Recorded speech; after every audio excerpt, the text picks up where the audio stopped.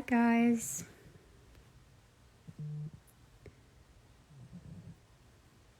There's someone that I'm gonna talk to because I feel like it would be nice to just have a conversation. Um, she's someone that is very calming and a good friend of mine. And I'm really wanting to calm everybody, and I know that this is an anxious day. So I know it could be a lot, but once we get Stacy in, we can ask her some questions.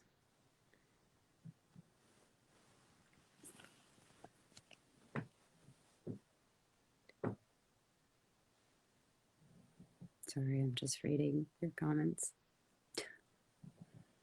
And yes, I'm not presented in the right manner, so sorry, but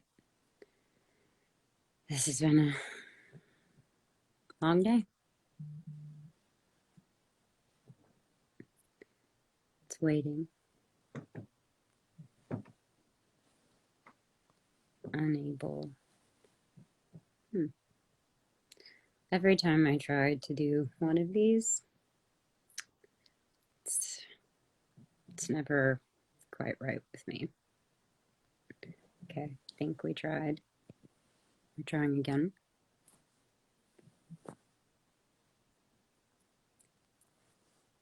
How you can vote is you can actually vote in person. That's what is suggested. Mail-in ballots, I don't suggest. You can find your local ballot spots, and you can vote in person today, right now, whenever. I got a text from my Thea, my aunt, and she sent this message of her, and she said she waited 20 minutes. I know that some are going to be much longer than that, but she waited 20 minutes and she voted today. Yeah, I know that I am going to laugh. Somebody is talking about trying to take their mind off of it. I understand.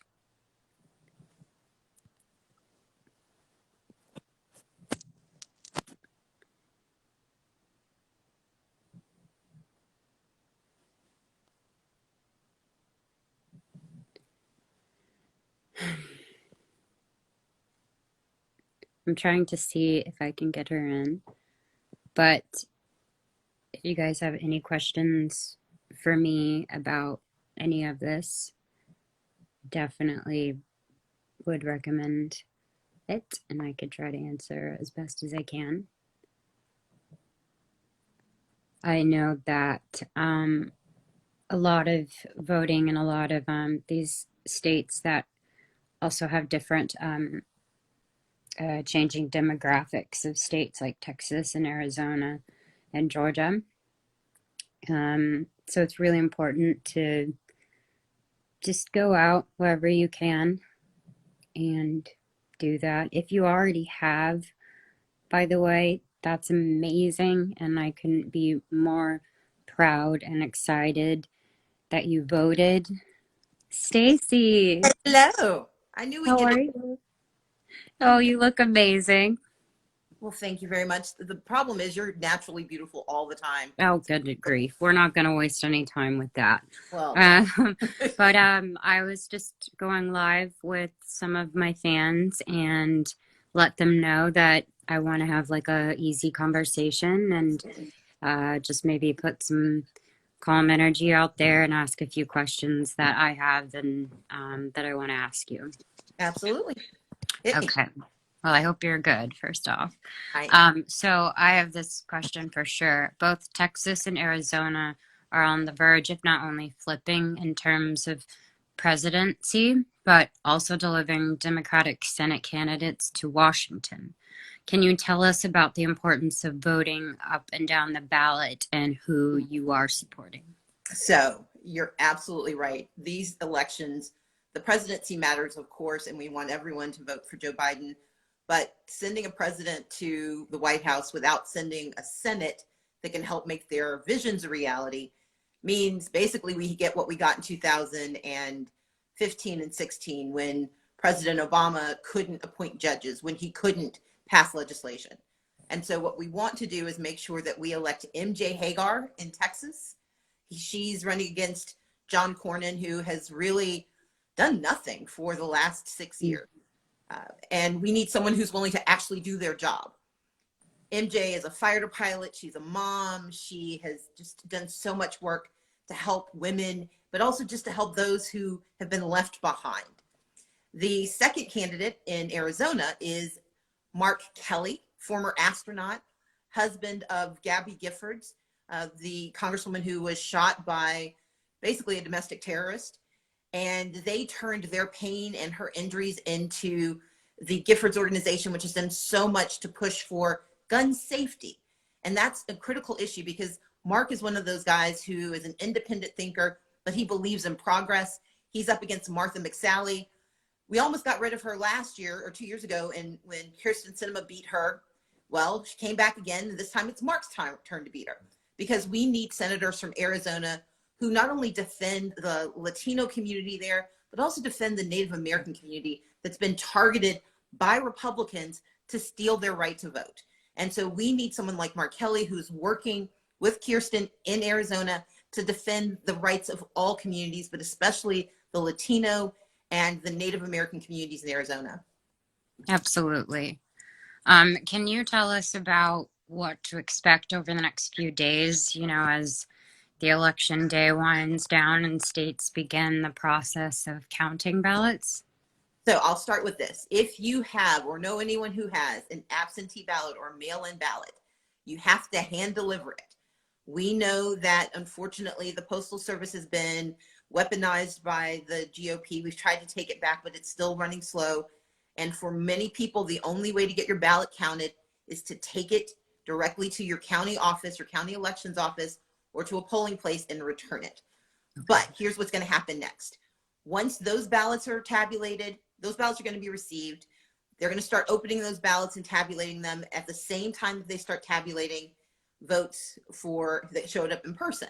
This will happen after polls close. What that means is that it's going to take some time because polls close in Arizona and in Texas at 7 p.m., but that's Central Standard Time. So I think Arizona is actually Western or Mountain Time. And so we have to be patient. It's going to take a minute because we have so many people who had to vote early, in part because of COVID. But that's not a bad thing. It's a good thing when we have alternatives so that people can protect themselves, protect their neighbors, protect the community. But it's going to take longer to count those ballots. That means that we probably won't have a firm answer tonight. Usually we get a projection that says, here's based on all the data, here's who we think won. But the reality is nobody knows until usually 2 to 3 days later for sure. Mm-hmm. What we want in the absence of a landslide where it's completely unambiguous, what we have to do is be patient. The way I say it is we have to ask for slow and right rather than fast and wrong. Because if we get a quick answer, it could miss thousands of people, in fact, millions of people who voted by absentee, who need to fix their ballots, called curing it. Those are often Latino voters, Black voters, Native American voters who are routinely treated more harshly if they make a mistake.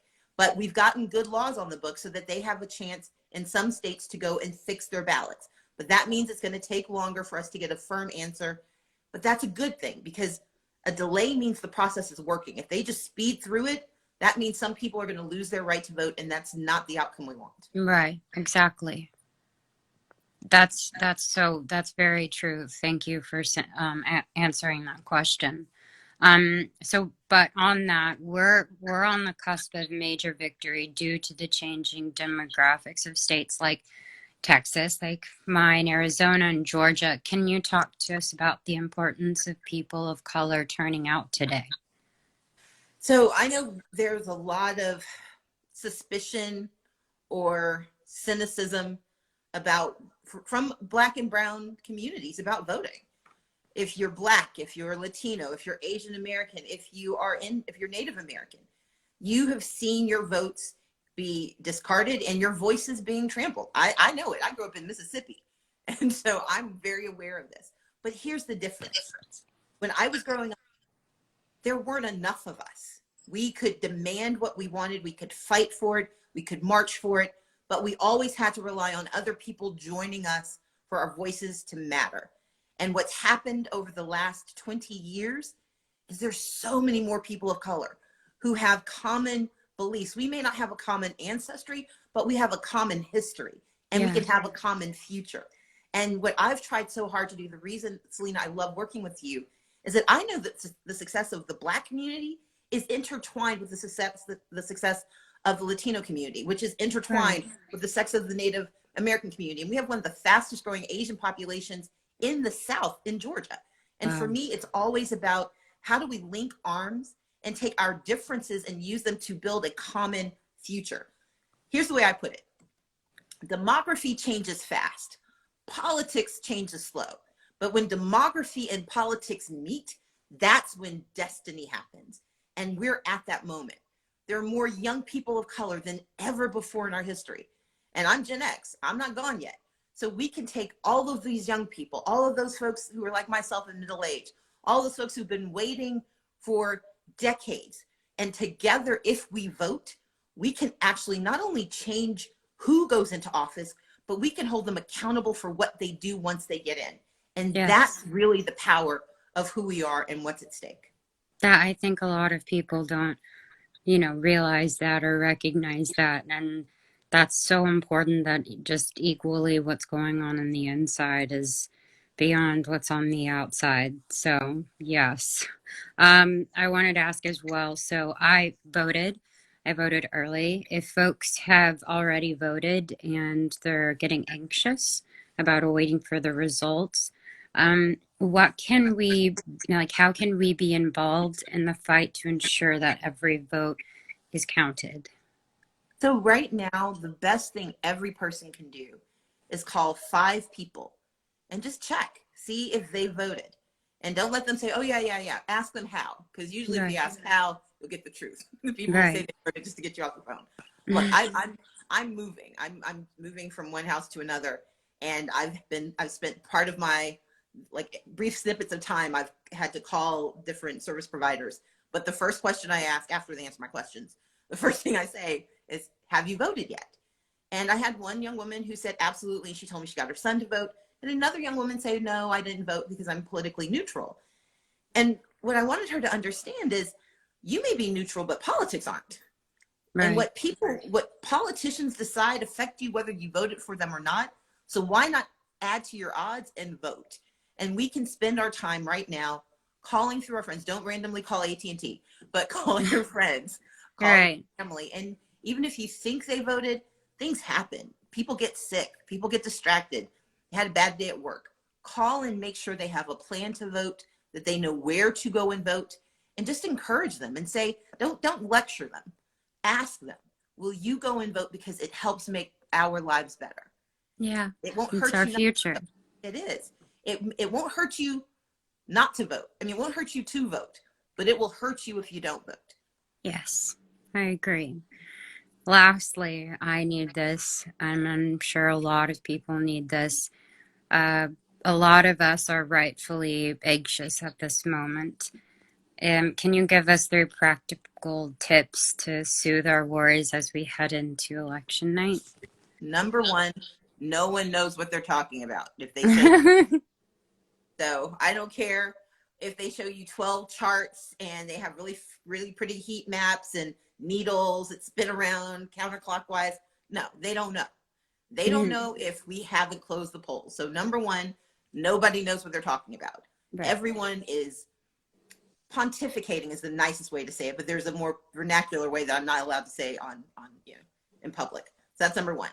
Number two, if we have done what we can, that's all we can do. It's kind of a Zen thing, but just remember, we've done our part. If you've called those 5 people, if you voted yourself, if you volunteered, if you did Instagrams, if you did what, Selena, what you've been willing to do, if you've done something, then you've done your part. And what we can do is prepare ourselves for either joy or work, because that's the reality. The third reality is this. I grew up in the South, a Black woman who grew up working poor in the deep South.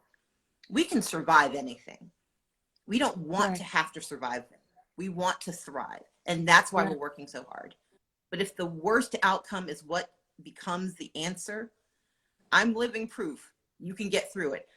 I spent 2 years ago in 3 days, I lost in public to a man who controlled the outcome of the election, who has denied health care to the people of Georgia, who has been horrendous in terms of leadership on COVID, and who basically is just mean. And everything in me wanted to curl up. But what I can tell you is that fighter, number one, it gets things done, because I may not have become governor in 2018, but I was part of making the right to vote a conversation in Right. 2020 and making it more fair than people expected. And that means that no matter what the outcome is, I mean, by God, it better be Biden. But if it's not, we will survive that, and we will work even harder to make the change that we need to make, because we don't elect saviors, but we also don't have to live under tyrants. We have options. And if that becomes the issue, we will redouble our efforts and we will fight for our democracy for another day. But I believe that we will win. I truly do. Absolutely.